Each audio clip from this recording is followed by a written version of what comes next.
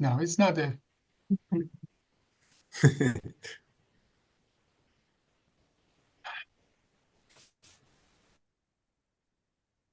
All right. No, it's not a. Okay, we are online, and that Miss Amanda Kremlin Armagos is not with us. So, Alyssa, you are going to. Oh gosh, I wasn't prepared. Hi guys, my name is Alyssa Haber. I'm a PA with Inspired Spine, and welcome to our podcast.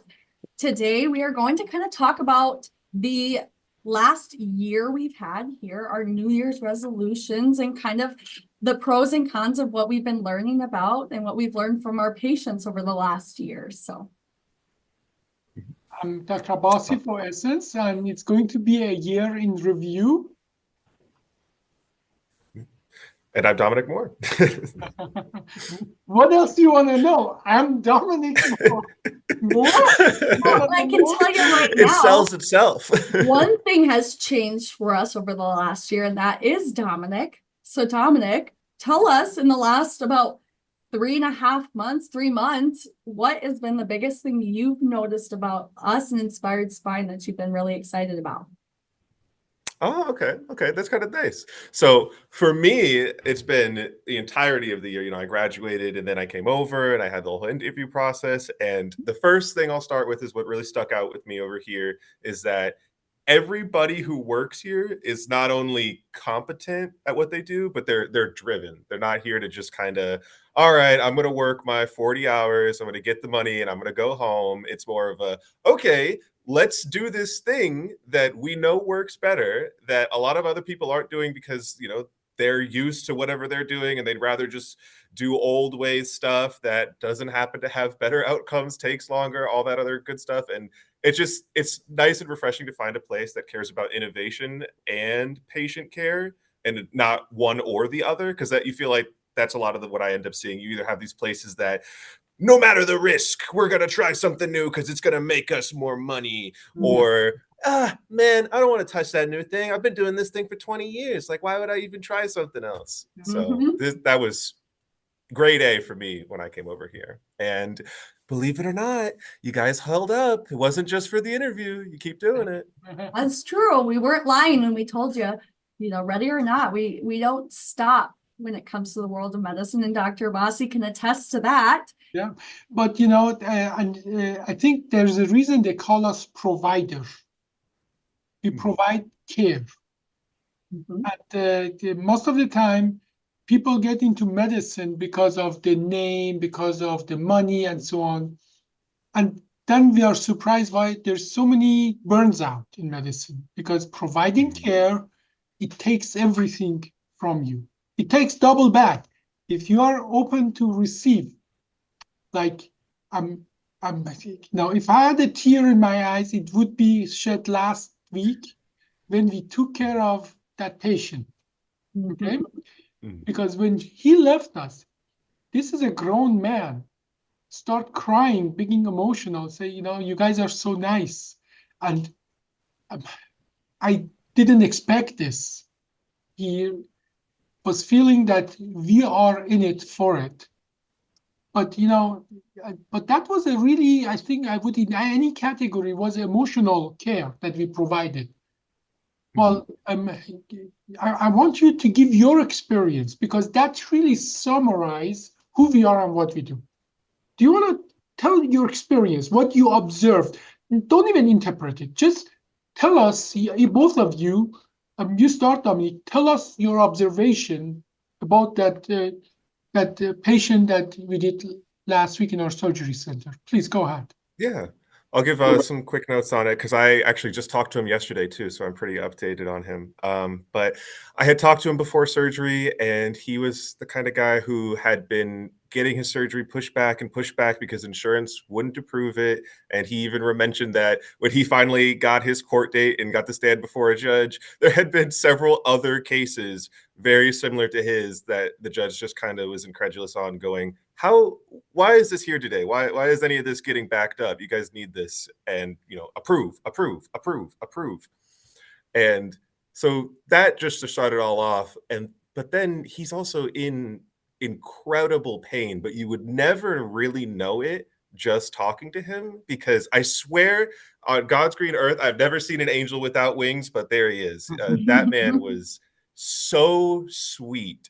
Yes, And he farmer. has, He's a farmer. yeah, it's Not just, tough.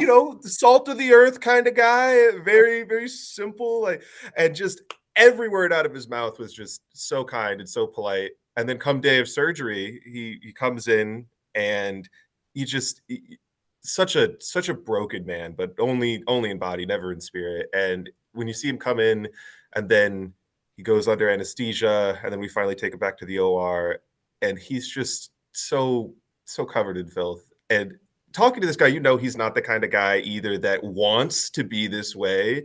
He's not a dirty man, not in the slightest. It's just, this is the kind of quality of life that he has to have. And he'll tell you up and down, oh, my family's taking care of me. They're doing a great job. They're doing amazing care for me. And this is what he's getting. It's to the point where not only is there dirt, there's dead bugs. And that is just heartbreaking, because Yeah. look, nobody deserves that, but least of all this guy. Absolutely not this man. Yeah. And so, And that is the price of not being able to walk. yeah, Pain and not being able to walk. Alyssa, tell me your observation about that patient. Yeah, I stand by what Dominic says 100%, of course. Nobody deserves to be in that same situation. But sadly, we have patients, we have people living every day in these situations, and it takes a toll on your body, not only physically, mentally, emotionally, but like we described, suddenly when you can't walk or you can't move, or you're in so much pain that you just physically don't want to do these things anymore, then you become reliant on other people. And for people like myself, and I gotta imagine this man being a farmer, very independent, strong, it's tough to suddenly be, oh man, I'm gonna walk outside and grab the mail, to I can't even walk to the bathroom by myself anymore. And to see that transition from independent to slowly becoming more dependent, and the effect it has on you from an emotional standpoint and a mental standpoint, Dominic nailed it on the head. He was so motivated and ready to get his life back, and he wanted to do all of these things. He was put in a position where he physically could not do that anymore. He was to the point where he was not able to ambulate. And then we know kind of what happens once you stop being able to walk. You start having those other issues that come with it from a physical health side of things, not just a spine side of things. And then, of course, those little things such as, hygiene, making money, going out and playing with your dog, all those things that, he was once able to do, just slowly progressed. And we were able to see that. Yeah. So it's heartbreaking, Yeah. for sure. And these things are not theoretical. You No. guys observe that. Mhm. What is the price of not providing care or not being able to receive a care, no matter what the reason is? Mhm. In his situation, part of that was that evil insurance thing, but part of that was as well, he had a problem that very few people could help him. And we see that all the time. We see that all the time, that people come to us when we tell them we can take care of you, they tear up. They just that little bit of a hope that we can give them, that really you see that in their face. And I saw him 9 months before. He was a broken man. He was deconditioned. He could not stand. He could not walk. He's the hardest working man I know. He had a broken back many years ago. He has been working through his life with a broken back, where some of us would have, taken the whole life off. Hardest working person. And now when I saw him, I could not imagine, how just in 7-8 months, how far down the hill he has come. Obviously, he has been just sitting there and eating. He has gained weight. He barely could do anything. He hasn't probably taken a shower for a long time. But you know what? You guys are too young to understand that. Sometimes I have back pain. It takes me 15 minutes to stand up from a couch. It took me literally 15 minutes to get in and out of the car. 15 minutes. And I'm not exaggerating. So I can sympathize with that. And he is not just a dirty man, as the topic was saying, but when you're in a situation, everything is a struggle, and then all of a sudden you have dead bugs in you because you cannot take care of yourself. This is a price of one of my colleagues telling to the patient, there is nothing I can do for you. And now in his situation was a combination of things, but there are many of these patients, we tell to the patient, the surgery is too risky, but in back of our mind it is too risky for Hamid Abbasi's practice. Get out of my sight. I don't want to see you because you are a danger to my practice. Because some of my colleagues, some of the hospitals, they're just waiting for me to do something wrong for you. And then I will be paying. My practice is going to pay the price of trying to take care of you. And this is real. This is real. And that pushes many of our spine surgeons. Now, having said that, it is true that in the traditional surgery, the risks are so much higher that trying to take care of a patient like him, he was like 350 pound patient. He puts the medical technology at the limit. And that's what I'm proud of, that we have refined our technology, that all of a sudden, these things are doable things. But now they go to somebody else who does traditional surgeries, and the only answer to them is get out of my practice. Or lose weight. I mean, that's something that I wanted to talk about with this individual is you had mentioned, a high BMI, high infection, he has all of these possible complications. Well, then you have this man who you have been trying to rehab. You've been trying to get that strength back. But clearly, we have seen the progression of weakness. His nerves are impinged to the point where his muscles are failing him at this point. How does one lose weight when they physically are not able to move? Now, I'm not saying it's not possible. There are a lot of ways to be able to lose the weight, but you have to understand how much more difficult that is for somebody that cannot walk, cannot move. It takes a lot of arm exercises to make up for walking a couple of miles. I'm just going to put it lightly. And then you sit somebody in a wheelchair who can't walk and you say, well, you need to lose 100 pounds. The amount of stress that could put somebody under when you say, this is my only option, I can't do that. What's the point? And then you get, and you gain more weight typically. And I put sometimes these testimonials and these cases on LinkedIn. Some of our Sunni colleagues come back and say, you should never do that surgery. You should go and lose weight. And when I tell them, this is at the end of the road, and they cannot do that, they have tried, and they come back and say, how hard is it to lose weight? It's not a rocket science. I'm not a violent person, but I get the urge to punch somebody in the face. Then they come back and say, they try to shame the patient. That is your fault, more with different words. It is your fault. You, in a way, you deserve to suffer. That is this lack of empathy is infuriating to me, because I'm trying to lose weight. I know how hard it is. And I know there's some people are genetically, you won't believe how much of that is genetic to lose weight. Some people, they can eat everything they want. They don't gain weight. I just need to look at water, I gain weight. I feel that one. Yeah, but so you understand how hard it is now. Take us from a normal situation, in a situation that we cannot walk, we cannot do anything. The only joy is left is that moment that you put a food in your mouth.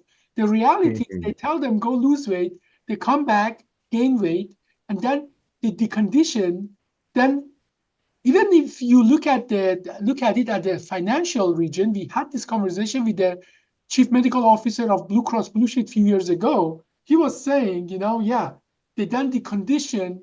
2 years later, 1 year later, you have to pay for $700,000 triple bypass heart surgery for them because they have deconditioned now. And then, there is a statistic that's scary. About 80 to 90% of the money that is spent on Medicare is spent on the last few months of life. I believe that. That is amazing how we are bankrupting our healthcare by putting the patient in a situation that they decondition, they cannot do anything. Now, you can imagine the patient that we saw last week. He wasn't far away from having a cardiopulmonary collapse and die. Oh my gosh. You saw in his folds of his body, there were dead bugs. He barely could do anything without panting and having hard of breathing. He wasn't far away to collapse cardiopulmonary because he was deconditioned. Now,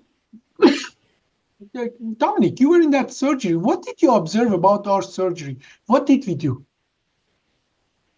Well, honestly, the thing that was the most impressive to me was how quick it was for a surgery that apparently would have been just absolutely impossible. Nobody could do it. This guy, the risk is so much higher than anything else.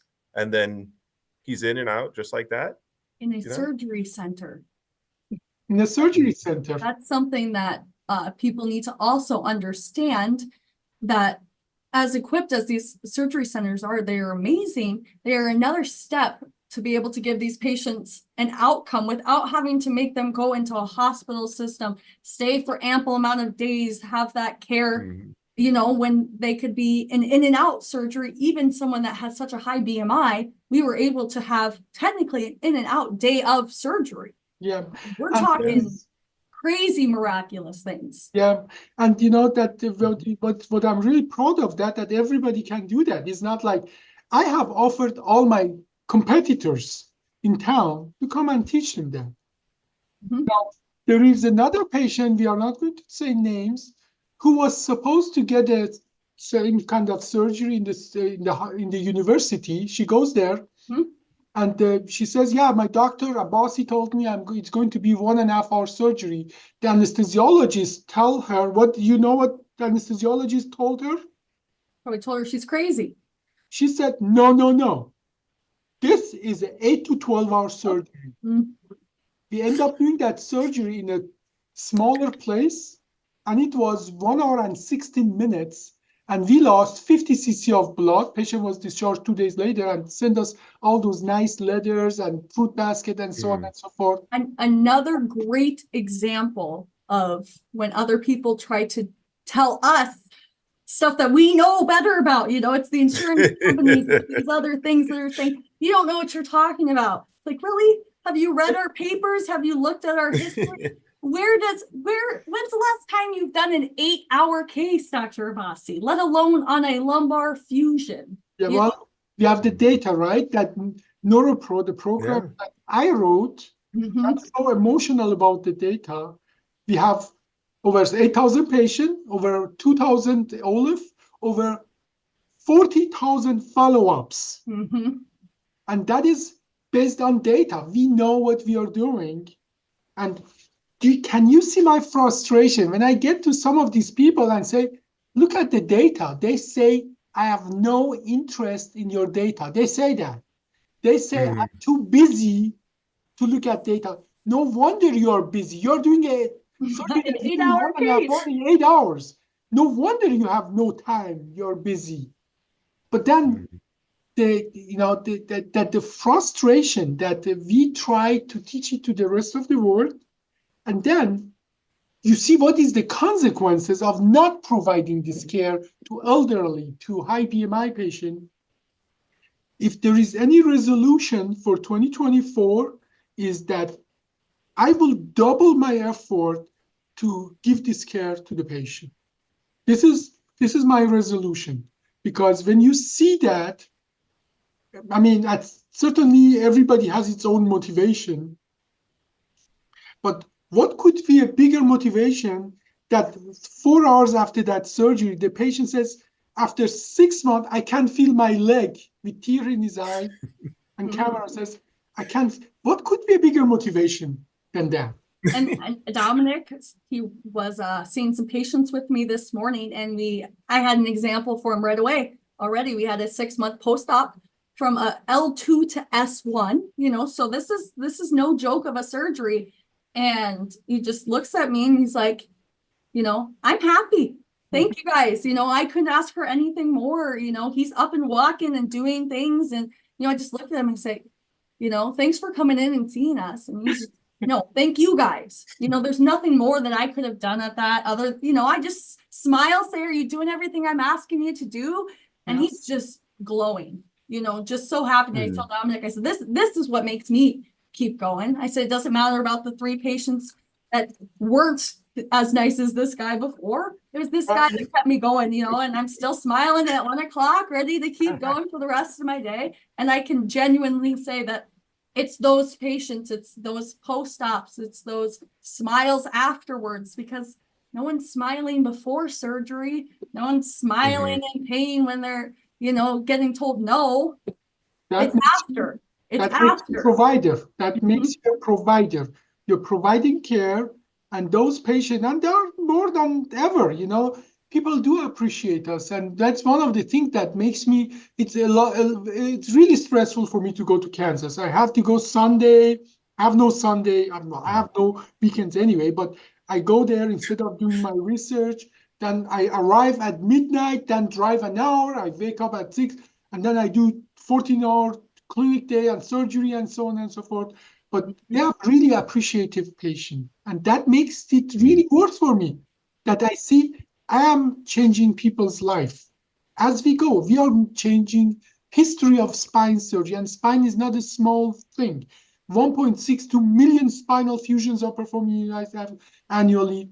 And this is number 1 reason for disability. And we know what that means.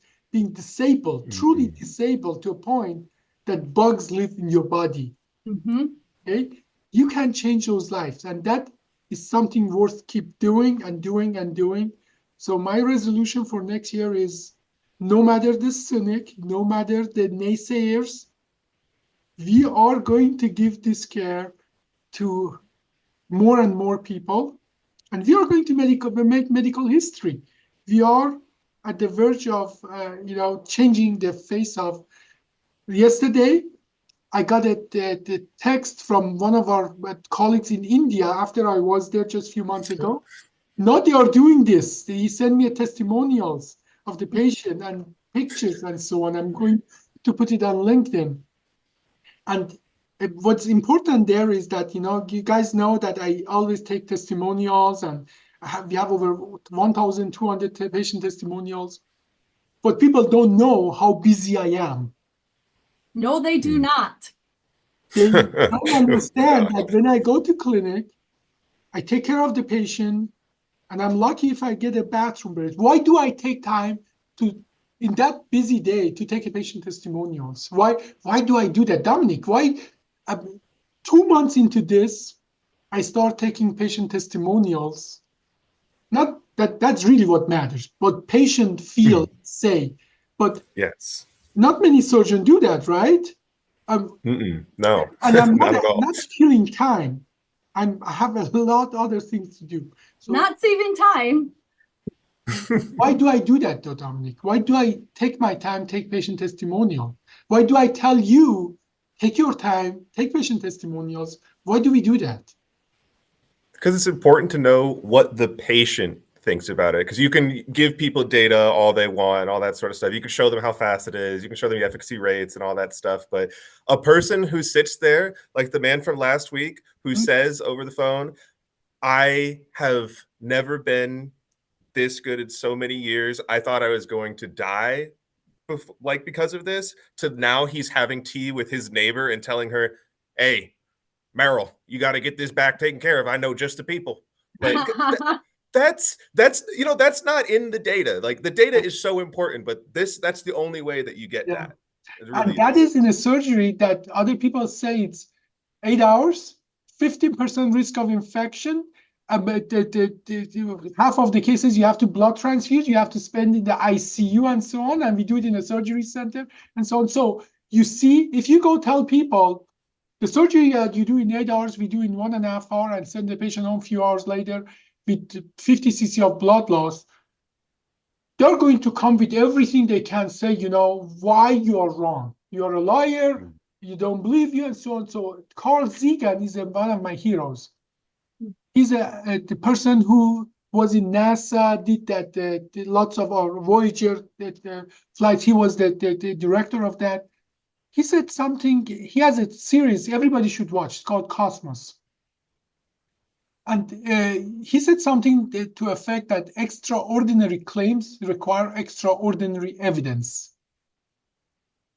And that's what it is. 1,200 patients getting in front of the camera say, I do want to share my experience with you. I want my story to be told. They told me I will die. They told me there is no chance. Told me I cannot have the surgery. Yet we did that surgery. Now I can walk. Now my kids have to call, make sure I'm at home before they come and see me. Before that, they had to take time off to just care for me. Now they have to call, make sure that I'm not doing something fun without them, so that I'm home when they come. Okay. And and that is at the end of the day what really matters. And you're absolutely right. That is not captured in those cold data of the research, but we do capture them, right? I'm as anal and obsessive compulsive I am, I'm double checking on everybody. And once in a while I send those emails, this is not right. Who did capture that data? So we do our academic work nevertheless. And I was going to say too, I know Dr. Abbasi has gotten a few personal text messages himself, but I myself, PAs here, we do a lot of our post-op care, meaning I get a lot of patients who come into my office, 1 month out, 3 months out, not too long, and they're showing me pictures. They're just scrolling through. Alyssa, look, this is me at my garden. Alyssa, look, this is me on my motorcycle. You told me not to ride it, but I was able to ride it, and I only did it for 5 minutes. Don't yell at me. Send them to me. It's the little things like that, or Dr. Abbasi sends me a picture. He goes, look, this is the guy from last week, and he's chainsawing down a tree or something. It's those little things that you don't see those in the testimonials. And I'm not over here saying, hey, look, Mr. Larry's chopping down trees. But they send that to us because we truly tell them, hey, our goal is to get you that quality of life back. What are things you weren't able to do? Like, let's talk about expectations. And then we get done with surgery and they're just like, hey, you told me I was going to be chopping down trees. Look at me. Here I am. You were right. Those are those little things. I wasn't trying to be right. I knew I was right. I knew I had the ability. You have to believe it. You have to buy into it. And that's one of the most beautiful things is, people don't see that. And we can try and express this to people until they truly have that awakening of, oh my gosh, that is fulfilling. I can do something again. It's beautiful. People love to share that with us too. Yeah. I love to see it. Every time they do that, send it to me. Probably I have a bad day. Something like that makes my day. Oh yeah, 100% does. But we are in a situation that, to be honest, everybody, the patient, they love us. They know what we do and so on. They send their family to us. But what we are doing is some people give us a hard time. You guys know what I'm talking about. Mm-hmm. Why do you think that what we are doing is not? Why not everybody does what we do? Sometimes patients ask us, "Tell me, why do you think why not everybody does what we do?" A lot of the times I feel like it's not malicious. You certainly get those cases where sometimes it is, but I think sometimes people are just so hesitant to change. They say, listen, I've been eating cheeseburgers and French fries my entire life. Why would I ever try filet mignon? No, thanks, man. I'm good. And it's just, they think it works the way they have it. Why change the system? Even if it's better, like, I don't want to try it. So They just I- don't have the passion to change. I get that question all the time. They're like, what do you mean there's only 30 spine surgeons that do this? I say exactly that. Because Dr. Bassi, I could ask him again, how much schooling did you go through to get to just the neurosurgery spine fellowship itself? With all the traditional surgeries, with all the traditional stuff that they have to have research on and make textbooks and make professors and make all those advancements to teach in the general schooling. Mhm. So I tell them, yeah, this is something that our surgeons went above and beyond. They're Mhm. not teaching this in classrooms. This is extra schooling. This is extra education, extra procedure. This is all them putting into medicine, into the future, into you guys. And they look at me and they're just like, what, you're telling me they went through 10 plus years of college and fellowships, plus going in and creating new techniques and new surgeries? And I'm sitting here like, Now you tell me how many special people it takes to truly, like you said, give up your weekends, and it's not just your weekends, to develop this. Yeah. Yeah. Now, the joke is that, I have lots of letter attached to my name. MD, PhD, AANS, and FACS. Each of those letters, each of them took me 3 years. Yep. At least. I think they're actually longer than your name is. I think It all is. of the letters that come after your name are longer than your entire name. But, people think, you stop living, you educate yourself, and then you are somewhere, then you start living again. No, that is, if you take it that way, that is horrible. Like after the high school, 23 years, I was 40 years old before I was a done neurosurgeon. But I wasn't done even. I wasn't even board certified. I had to gather my cases for 3 years, submit them, go take another exam. Then I was board certified, 26 years. Mhm. But if you take that, oh God, you have to stop 26 years, just train and then you're done, then it sounds like much. But if you say 26 years will pass one way or another, I want to be better every single year of it. Then all of a sudden, is that 26 years, I'm better than last year. Wow, look at that. I'm better than the last year. And guess what? It has not stopped. It has not stopped. And it's not going to stop. I have full faith in saying that. Some people say, I quit working 2 days before I die. The reality is that I quit working 3 days after I die. And not even that. I have full faith that the day that happens, which I will not talk into existence, that the legacy will last a lot longer than 3 days. And that is truly I'm proud of, that I'm proud of. Every time you guys do something spectacular, I see how you're talking to the patient, how you read the picture right, your plan is so sound. That's happiness for me. That's bliss. That is like a father watching his children hitting milestone after the milestone. One of the thing is, I'm true to that, is that, yes, I do a 4-level fusion in 1.5 hours that nobody on the planet can do. But that's not what I'm proud of.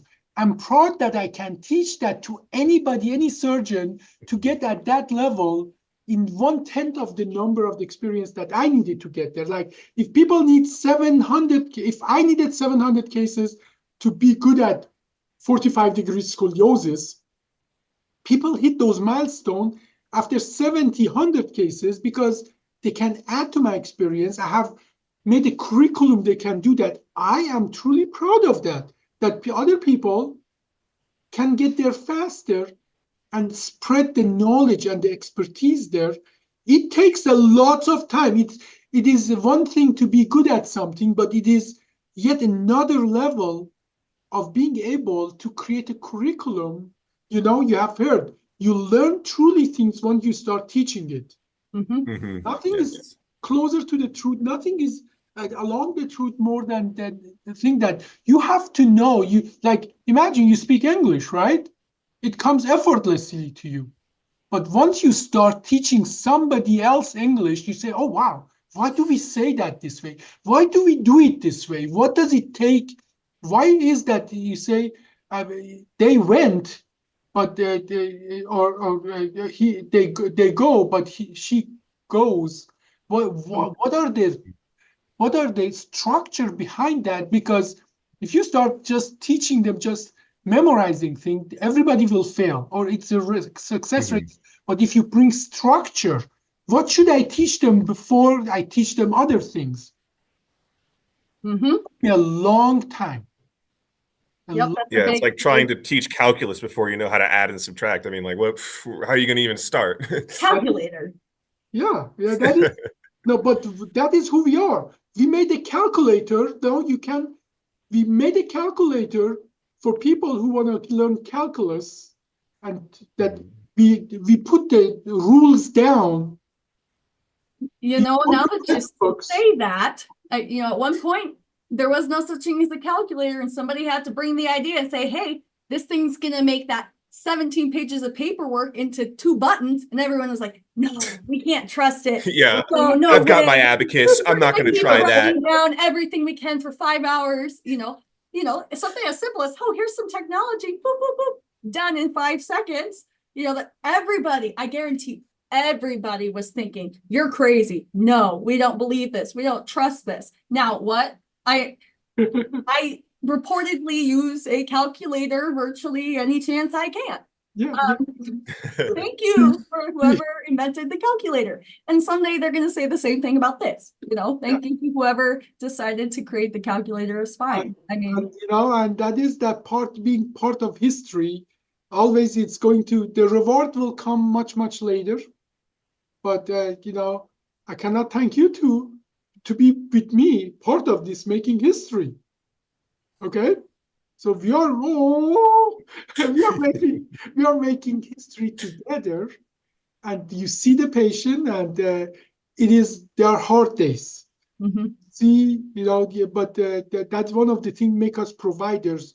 We are not made of sugar. When it rains, we don't melt away. When it becomes hard, that is where we shine. When everybody is panicking and running away, we are running toward. We are those people, first line of people. When it becomes too much for others, we run toward the problem. What makes us special, different? Okay. When people are trying to get rid of the patient because that's too much for them, we open our arms, say, you are in the right place. That is one of the things I tell to my patient. You are in the right place. If it was easy, you wouldn't come to me. And that you would see their faces when how they open up. I say, I know you told me all about who told you that you cannot be helped. I know all about that. They told you there's nothing to do for you. You are in the right place. I will take care of you. Let me help you. Let me put my expertise on you. Give me time to do my homework. And I have to convince them to do more physical therapy. They are deconditioned. I want to recondition them before the surgery. You see that when they come to see, they have their walls of distrust out there. They say, everybody telling me they cannot help me. This is my last try, and so on. And then you gain their trust, and then they sort of melt away. Then they send you the pictures of how they are getting on a horse, and they send you the picture of their birthday party that they can participate again, and so on. They become a part of your life. I always tell nothing made me more excited than I did a post-op call, and 2 days after surgery, this patient, first thing she says is, pain's okay. I got engaged. And, really nothing makes you more excited when they say, oh my gosh, I'm in all this pain. But the first thing I'm going to say is, oh my gosh, Alyssa, you're not going to believe this. Yeah. I finally can be excited about something for once, and I'm never looking back. Like I said, it's those relationships. They want to tell you that. They don't want to talk about their pain with you. They want to talk about those personal things because you built that relationship. You see, that's why it's worth to take the risk for the patient. to see Yeah. that, I mean, just on Christmas Eve, I was talking to one patient who had just had surgery to kind of see how she was doing because, it's the holidays and God knows nowhere else wants to do anything on those days. So I was like, hey, so how's this going? We spent probably 5 minutes talking about anything related to medicine. And then she was like, oh, but we just had puppies. And cue a 30-minute conversation about that instead, because I mean it's Christmas Eve. What am I doing anyways? Yeah. So we just started talking. I talked about dogs that my mom has. She talked to me about her husband is not doing very well with the puppies because they're so small. He's all nervous. Come So on, you see, you become part of their life. Now, in this moment, we have to as well, appreciate that, there's a bigger system that enable us to do what we are doing. We have to appreciate as well the rest of our team. Some people, they don't get all this positive reinforcement that we have direct contact to the patient. And admittedly, we have as well difficult patient. And how can you not be difficult if you have been in for years and everybody is telling you they cannot do nothing for you? Everybody to try to push you out of their domain and office. You have lots of patients as well that are difficult, and sometimes people who don't get all our positive feedback and have to deal with all these hard cases and so on. They're exhausted. So I'm hoping that some of our team members watch this, and that we have to tell them that we appreciate them to enable us to do what we are doing. Now, we have been catching like wildfire. When I went to India, everybody knows us. We started this service in Kansas. People in the entire state of Kansas talk about us. The people drive now 6 days because they cannot fly. They drive 6 days. They cannot drive. They drive like a few hundred miles. They have to stop. They are in miserable position. They can't come to us. So we are getting a national attention. And I want to use that national attention for a good purpose, to let the patient understand their choices, they understand their situation. And this podcast is part of that. Again, I didn't get into the podcast because I had extra time. What? I need for We're taking our lunch break on a Friday to educate everybody out there. Free time. But this is closest I come to have a meaning for my life, to do something that give lots of people something they cannot get anywhere else, and makes life of other people better in any way we can. Now, we are all getting close, and it is that Friday just before the end of the year. And I haven't been, it was a hard year for me for many reasons.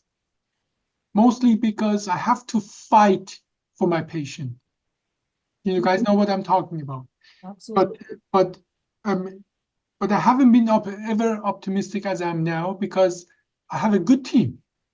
I'm talking about two of you, and more. A great team. Okay? We have a great team here. And I think every time people have tried to do convention breakers, game changers. We had a podcast about Ignaz Semmelweis, who went insane because he said, "Wash your hand so your patient don't die." The savior of mothers. He went insane. Yeah.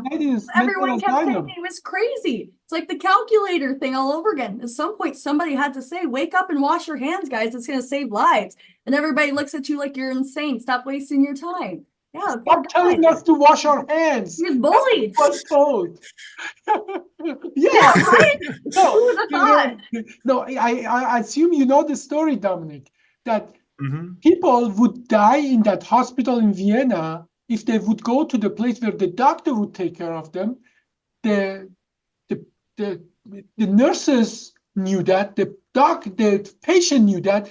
Patient would come and beg not to go to the regular hospital, but to go to the part that the nuns would take care of them, the midwives would take care of them, because doctor would go do autopsy, do not wash their hand, come back and take care of the patient, and up to 1/3 to half of the woman would die after the delivery. And the solution was, please wash your hand. Isn't that something? You are crazy, Semmelweis. Are you telling me, a gentleman, my hands would carry a disease and so on? He lost his job. He lost everything. He went crazy. He would go on the street, would give flyers to the woman, please make your doctor wash their hands and so on. He died in a mental asylum. But oh, I did know that. You see, in my head, I had made up a happy ending for him after he lost his job and everything. So You just I was saved the like, world. good men and- should get good things, but we live in the real world, so. it was no happy ending there. It took 15, 20 years before it was adopted, and unimaginable number of patients women died because of this arrogance of eminent doctors. He was told, and I did a TikTok about that, Mr. Semmelweis, I have no place for new thoughts in my service by his chair of his department. I need obediency. If you want to keep your job, shut your mouth and don't come with crazy ideas like we should wash our hands. And he did lose his job because he couldn't keep his mouth shut. But he did not have internet. He didn't have a podcast. He did not have Dominic and Alyssa. He did not have Amanda Gremlin or Margost. He did not have people who help him to go to the public, and the public didn't have the tools they have now. So I'm more optimistic than ever. It's going to be hard, but I'm more positive than ever. And Dominic, what do I tell my patients all the time? Mentality is a huge factor. So your outlook, your positivity, your mentality, you got to think positive and you're going to get better results. So I love to hear that, Dr. Abbasi. I preach it, and I preach it to you all the time. And I don't care if it's faking it till you make it. You keep your optimistic mentality strong, okay? Going into 2024. That is not mumbo jumbo. I know. Let me tell you a true story. Okay. In 1970s and 80s, when we knew about these immune factors, and you know what they are, there are certain hormones, factors in your body. If they are high, you can fight the cancer and infection better. You can heal better. If they are low, you cannot fight them. Now, they took a bunch of college people. They made a questionnaire and sort them through optimistic and pessimistic kind of people. Then they showed them, so the questionnaire and so on divided them into optimistic and pessimistic people. Then they showed them an open-ended short movie. At the end of the movie, it could go both ways. The couple could get together, or one of them could die. It could go both ways. You could interpret it in either way. It wasn't a surprise that the optimistic people thought it's going to have happy end, and the pessimistic people would say it was bad end, that one of them would die. Okay, so that wasn't surprising. But then they measured the immune factors before and after. Optimistic people increased their immune value. Pessimistic people, their immune levels decreased, meaning that if you have a healing process to work with, the optimistic people would have come out much, much better than if you're pessimistic. So your attitude toward life is a self-fulfilling prophecy, and that is not a mumbo jumbo. That is not the Hindu Buddhistic thing, Zoom, the karma, and so on. Placebo effect. It is. It works. It works every single time. So your attitude toward life shapes your future. That is what you need to know. That is why when the patient comes to me and they're negative, I tell them the story. I take my time. I tell them the story for that reason, that I want you to be positive, and this is why, because you will be healing so much better with a positive attitude, and that part is not a mumbo jumbo. We have clinical evidence. We have your immune factors literally are higher if you're positive, and that will increase your chance of healing and have a better result. If your immune factors are higher, you're 1/7 likely to have an infection, and we know the effect of infection on you. If you have cancer, your body's fighting it. If you, and that is something we know from lots of personal stories. When people, especially toward the end of their life, imagine I know many people in my life, couple, they have lived with each other for 50, 70 years. When one dies, the other one dies within weeks because they give up. They give up. They have nothing to live anymore. They give up. They will die within a week or two. So again, this has measurable effect in your life, how you are, and that is why I love to have two sunshine on my team. Always positive attitudes. Well, more than two, but I'm talking to two of them now.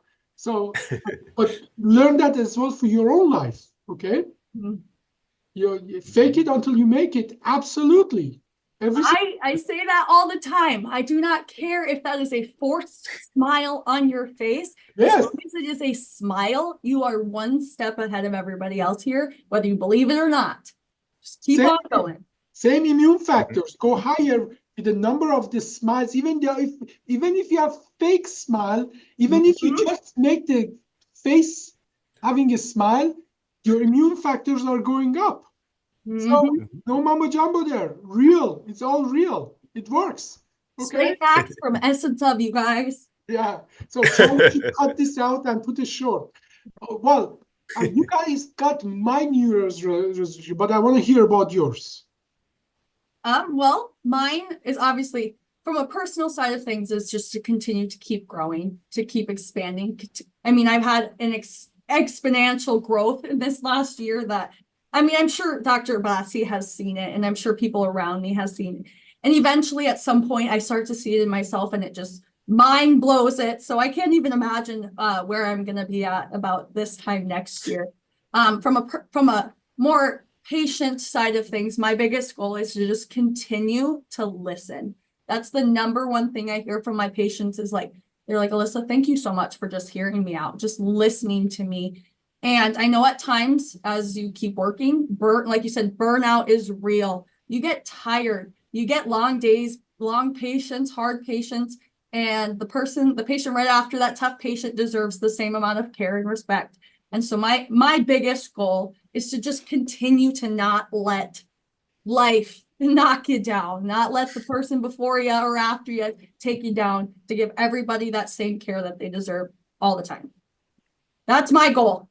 I know that people think I'm a robot and I have no human in me, but I have observed you and I'm proud of you, Alyssa. I know all the demons you're fighting and you're coming up. I do notice that, and you have come a tremendous way, and you have not stopped yet. Okay. Thank you. Dominic, your New Year's resolution. Yeah. So mine is a little bit a mix of practical and social. I happen to be very, very blessed with my classmates being not idiots. Like a lot of people from my class are incredibly smart. And so on the one hand, there's always the seeing what I can do on a personal note to kind of get the word out there, but also like they're out there in many other fields, some surgical, some not surgical, some family medicine, some endocrinology, some just urgent care, everything like that. And they all love hearing about the different things that we kind of do over here, because what we learn in school is an 8 to 12-hour surgery. And so every time I kind of explain it to them, the first thought they come back with is, okay, so you guys aren't doing spine surgery. It's like, oh no, that's what it is.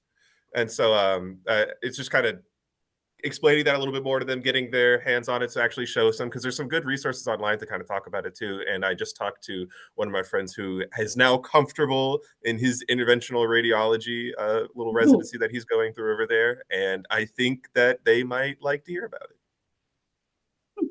Well, and I think you are going to be shaping our system with Alyssa and with the rest of the team in the next year. Mm-hmm.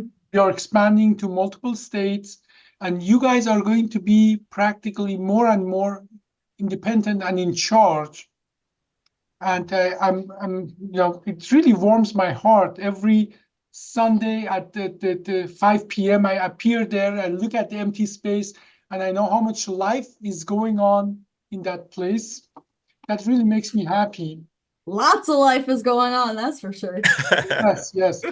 Now, to finish it up, I'm actually looking for a picture. There's a reason I'm looking for that picture. I guess we'll give you some time to look for your pictures. No, it doesn't take long. I'm going to show it to you pretty fast. And there is a reason I'm showing it to you. This picture. I get so scared.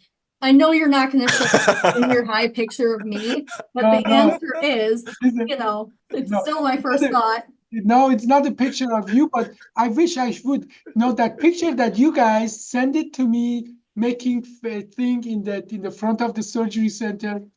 I like Charlie to put that picture, that picture of the team. But the picture, I want to actually show you two pictures from my past. I don't much share things from my past because my past has lots of dark spots. Lots of. I think I have a lot of demons. I come from my parent barely could read and write. My mother could not read and write. My father barely could read and write. And it was a lot of struggle for me to get where I am. And many of those things actually has shaped me. And there is a picture I'm specifically looking for. Now that I'm looking for, it's obviously not there. There's one thing that some people obviously also don't know about you, Dr. Abbasi, is that all of us, and I get this a lot, it's just some talk, specifically when we read our radiology reports to our patients, they know as much as we do. They say, this is gibberish. What does that mean? And then I get to recall, I say, remember all of this stuff you're learning in gibberish? Yeah, this is actually English. Dr. Abbasi actually speaks this in several different languages and can actually explain this in all the, that itself blows my mind, because I look at this and I go, oh, medicine is a whole different language. That is my second language. And I feel confident in saying that because you got to break down some of those words or you got to Google them. That's to put it lightly. And this man knows it in several different languages. Like, that's over my head. Like, I couldn't even imagine, let alone when you tell me that, you come from this past without parents that have the literacy. And then that alone says, holy buckets, this man learned it on his own in several different languages. And I'm just like, I think I'm gonna go take a nap after this because I'm exhausted. Like, I can't even fathom that.